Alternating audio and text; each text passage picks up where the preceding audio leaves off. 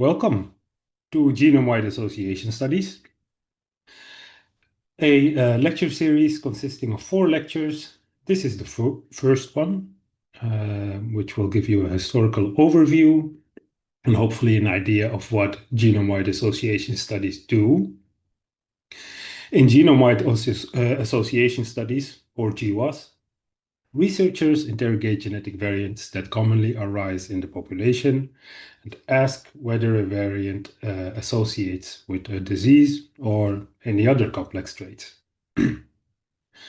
Before GWASs, we had other study designs like linkage studies, where hundreds of genetic variants were measured across the genome, so relatively low resolution, in families where certain diseases clustered. In a linkage study, it was then investigated whether certain genetic variants were more likely to be transmitted with the disease. And this was very successful for genes with very large effects, especially for Mendelian disorders like Huntington's disease, where you have one genetic variant that determines whether you get the disease or not. For complex traits, this was not very successful unless the variant had a very large effect, like the insulin gene for diabetes or the BRCA genes for breast cancer. Another study design that was less successful is the candidate gene study design.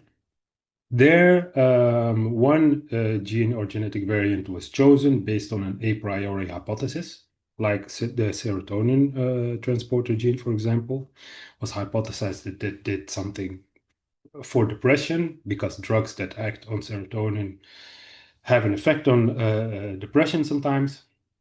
So lots of effects were reported, also interaction effects, like this famous example here where maltreatment was influencing how strong the effect of the genetic variant was. It turns out now with larger sample sizes that none of these genetic effects were real or replicable. Another example is the MAOA gene. It was hypothesized to do something with aggression. And stuff like this can have real world implications. This news article here is about an Italian court that cut the sentence of a convicted murderer by a year because he had the variant of MAOA that increased his chance for aggressive behavior. So these effects are not real. And if you look here at the sample size, you see it's only a couple of hundred of, individuals. That's very typical for a candidate gene study. They have low sample sizes and very big effects. We now know that behavioral outcomes are not influenced by genes with effects of that order. They're influenced by many genes with very small effects. And it turns out our a priori hypotheses about complex traits are bad. We are bad at guessing which genes are associated. So we needed a hypothesis-free design where we could scan the entire genome. So before you can do that, you need to have the genome sequenced. And that was done starting with the Human Genome Project. That started in 1990. It took about 13 years and $3 billion to get to the first draft. And after that, the costs of sequencing a genome dropped very rapidly. For a long time, it was around $1,000, and now since this year, it dropped to $100. But for most of the history where GWASs exist, it was quite expensive. But luckily, to interrogate the whole genome, you don't need to sequence literally every sequence. There are 3 billion base pairs in the genome. A GWAS interrogates so-called single nucleotide polymorphisms, or SNPs for short. So here you see 4 SNPs. That's a SNP is a place in the genome where a single nucleotide varies in the population. So there are about 10 to 15 million common SNPs in humans, depending on which population you look at. But you don't need to measure all of them. Only 500,000 to 1,000,000 SNPs will capture most of the common variation. And why is that? That is because of something called linkage disequilibrium, or LD for short. SNPs are not transmitted randomly from each other or independently from each other, but they correlate in the populations. So alleles are said to be in LD when they're inherited together more frequently than expected. So they're correlated. This is one way to visualize that. If you want to see this first SNP with an ID RS and then a number, that's usually what an ID for a SNP looks like. If you want to see if this first one is correlated with the last one, you move downwards diagonally until they meet a, you see a 0 here. So these are not correlated at all. But the red ones are more correlated with each other. So you can make these graphs for entire regions of the genome, and then you see these triangles, those are LD blocks, series of SNPs that are highly correlated with each other. One way to quantify that correlation is with R squared, with 0 meaning there's no LD, and 1 meaning there's perfect correlation. That's the red color. If you know the allele of one SNP, you can perfectly predict the allele of the other. So LD can be influenced by multiple processes, mostly by recombination. So we all carry two pairs of a chromosome, one from your father, one from your mother. And let's say that this person has these three SNPs, A, B, and C, and he's heterozygous. So a big A, big B, small b, big C, small c. When meiosis happens and the individual produces gametes, then something here happens called crossover, where segments of the genome swap. And then you see that the big A and the big B suddenly appear with the small c together. But the big A and the big B, they don't get separated as often because they're closer to each other. So these two are highly correlated because if you have a big A, you're more likely to carry a big B. But the A and the C are less likely to be an LD. So here you have the big A and the small c, but you can also have the big A or the big C. So lots of demographic processes, things related to population history can also influence LD, things like non-random mating or natural selection if two SNPs are selected for. And things like bottlenecks, so here out of Africa migrations, that group brings less variation with it, and then certain haplotypes that were maybe rare in the whole continent become more common in the subgroup.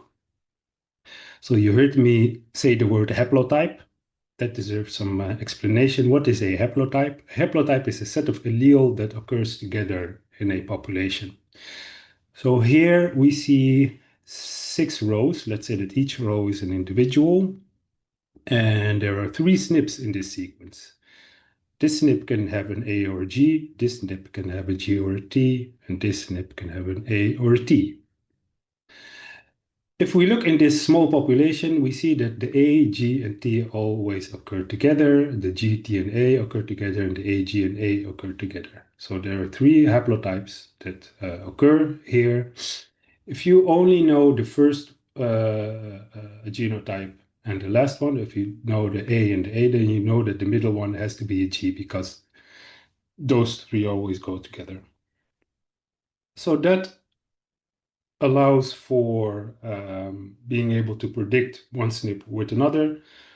You can't do that by looking at a single sequence, so you have to look at entire groups, genotype entire groups. That was the goal of these projects. So the first phase of the HapMap project, Haplotype Map project, was released in 2005, where they genotyped 269 individuals from 4 different populations. And more recently, in 2012, 1,000 Genomes was released, where they looked at about 1,000 individuals from 14 different populations.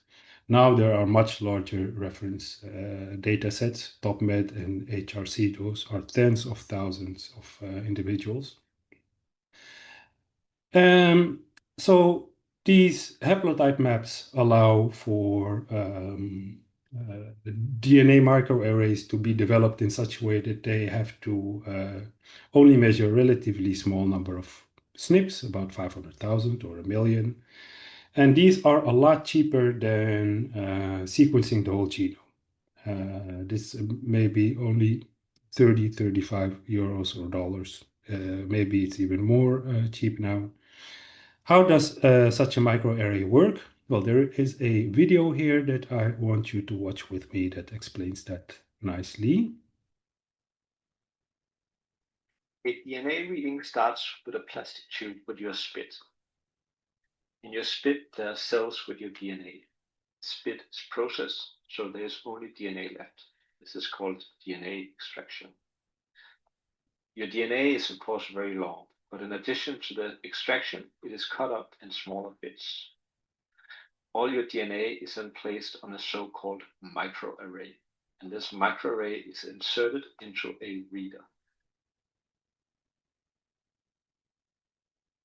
A microarray has short pieces of DNA attached to it already. They're called probes. If your DNA string matches a probe, the two will bind together very strongly. Other probes may not match your DNA. Using fluorescence, one can have the bound DNA emit light into the reader. There are many variations on how to do that exactly, but generally it means that we can have each light correspond to a specific genotype. The light can then be read with a high-resolution digital camera, and this way your spit sample can be translated into a list of what genotypes you have. Thank you, Lasse Volkersen and Anne-Louise Bergstrom and Moving Science for this very clear video. In the next video, I will talk more about how this how these fluorescents give you two signals per SNP, one intensity for the one allele and one intensity for the other allele, different colors, and that can help you determine a genotype for an individual. And if you do that for a lot of SNPs, you can use the LD structure to guess what the rest of the common SNPs are. And each of them you can then test in a genome-wide association study. I will explain in the next video also more about how to interpret plots like this. This is a Manhattan plot. For now, just remember these towers mean that there is a significant locus there that is associated with our outcome. So who thought of this design? So the first time it was suggested in print was in 1996 by Neil Risch and Kathleen Marikangas. It says here, thus the primary limitation of genome-wide association tests is not a statistical one, but a technological one. A large number of genes, up to 100,000, and polymorphisms, preferentially ones that create alterations in derived proteins or their expression, must first be identified, and an extremely large number of such polymorphisms will need to be tested. So the first time that was done in a very small sample was in 2005, where they had more than 100,000 SNPs, but only 96 cases and 50 controls. And they were lucky that there was a SNP with quite a large effect on chromosome 1, maybe 1 or 2 even. That was for age-related macular degeneration. The reason that this SNP with large effect was still common was because this is a disease that doesn't develop until a later age, so until after the reproductive age. So this allele can spread in the population. But many people consider this the real start of genome-wide association studies, where you have like many thousands of individuals genotyped across the genome. Here they had 14,000 cases of 7 common diseases and 3,000 shared controls with many robust replicable findings. So after that happened, the number of significant SNPs reported in many studies increased quite fast. So this review paper was published 5 years after 2007, this one 10 years. Here you see further increase, and you also see how much variation there is in the kinds of traits that are subjected to a GWAS. It works on physical health, mental health outcomes, even socioeconomic outcomes like educational attainment. This review paper, 15 years after 2007, also shows very nicely here between, especially those last 5 years between 2017 and 2022, how the sample sizes, this red line here, increased so rapidly. Sample sizes more than tripled in those last 5 years, because we realized that you need very, very large sample sizes in the hundreds of thousands to detect all those small effects that influence complex traits. A lot of that increase in sample size is because of UK Biobank, 500,000 individuals genotyped in the UK, and also very easily accessible to scientists. If you submit a project proposal to do something related to health, then for a relatively low fee, you can get access to this biobank. But also other biobanks started to get inspired. Estonian biobank genotype like 20% of their population, very impressive. Decode Genetics, about half of Iceland of their population. Many more, as you see here. Also happy to see that other continents than Europeans are starting to rise. Biobank Japan, China, Korea. So what has this GWAS brought us? Well, it depends on the trait. Many new things were learned about genetic architecture of many different traits. I'm going to summarize some lessons that we learned that are quite generalizable across all complex traits.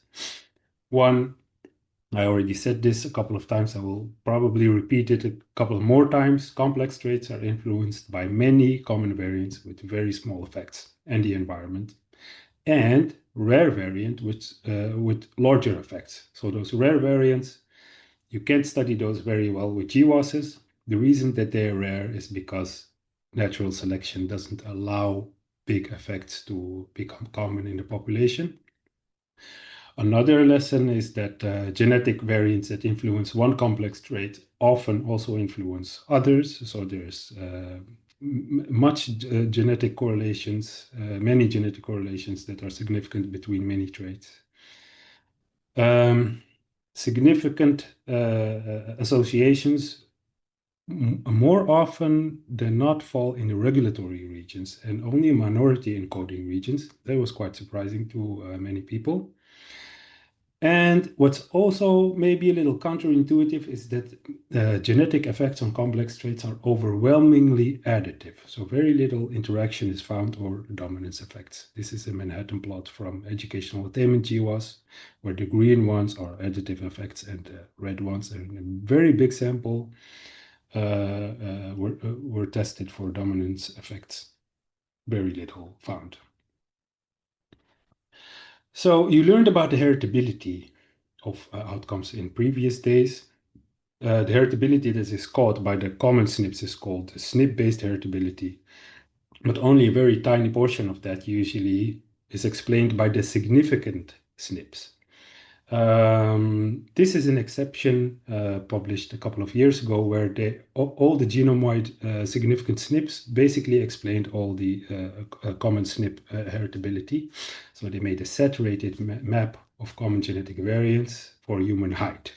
They needed 5.4 million subjects for that. It was led by Loic Yengo et al., who taught earlier this week of the workshop. In a couple of days, Andrew Grotzinger will also teach at this workshop. And he led this work analyzing GWAS results from 14 psychiatric disorders, more than 1 million participants. The reason I'm showing this is because of this figure that they included, where with the stars, they denoted the current sample sizes of all these psychiatric disorders.